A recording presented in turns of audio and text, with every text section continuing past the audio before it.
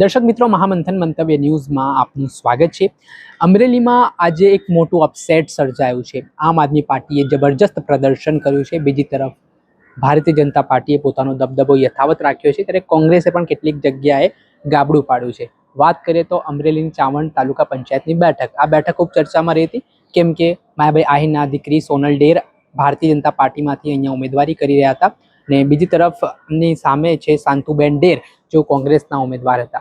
ખરાખરીનો જંગ માનવામાં આવી રહ્યો હતો। બંને આહિર સમાજમાંથી આવતા હતા, એટલે જાતિગત સમીકરણોને લઈને પણ આ બેઠક ખૂબ ચર્ચામાં જોવા મળી। ત્યારે થોડાક સમય પહેલા સોનલબેન ડેરના પતિ પર આરોપ થયા હતા। જેનીબેન ઠુમરે આરોપ કર્યા હતા કે શાંતુબેન ડેરના પોસ્ટરો છે તે ફાડી દેવામાં આવ્યા અને તોડફોડ કરવામાં આવી। આને લઈને વિવાદ વકર્યો હતો। સોશિયલ મીડિયા પર આ ઘટના ચર્ચાનું કેન્દ્ર બની હતી। જોકે મતગણતરી યોજાઈ। અમરેલીમાં જે સરેરાશ મતદાન છે તે ગત વખતની સરખામણીએ ઓછું રહેવા પાછળનું કારણ પણ ગરમી એકમાત્ર કારણ મનાઈ રહ્યું છે। ભારતીય જનતા પાર્ટીનું આમ કહેવાય અકબંધ ગઢ અમરેલી રહ્યું છે, પરંતુ આ બેઠક પર ચવાડ તાલુકા પંચાયતની સીટ, જેમાં શાંતુબેન ડેર જેઓ કોંગ્રેસના ઉમેદવાર છે, તેમણે વિધિવત જીત હાંસલ કરી છે। 500 મતોથી વધારે જીત સાથે તેમણે એક ઇતિહાસ સર્જ્યો છે અને માયાભાઈ આહિરના દીકરી સોનલ ડેરને હારનો સામનો કરવો પડ્યો છે। ખૂબ જ રસાકસી અને ખરાખરીનો જંગ માનવામાં આવી રહ્યો હતો અને આ જંગમાં અંતે શાંતુબેન ડેરે કોંગ્રેસનો પંજો છે તે લહેરાવી દીધો છે।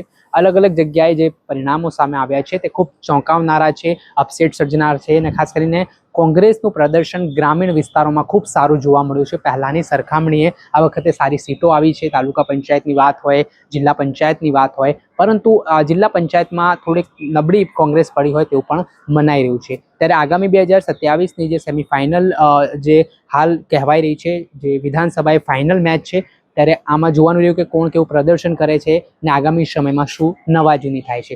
દર્શક મિત્ર, આવા જ વિડીયો જોવા માટે મહામંથન મંતવ્ય ન્યૂઝ જુઓ।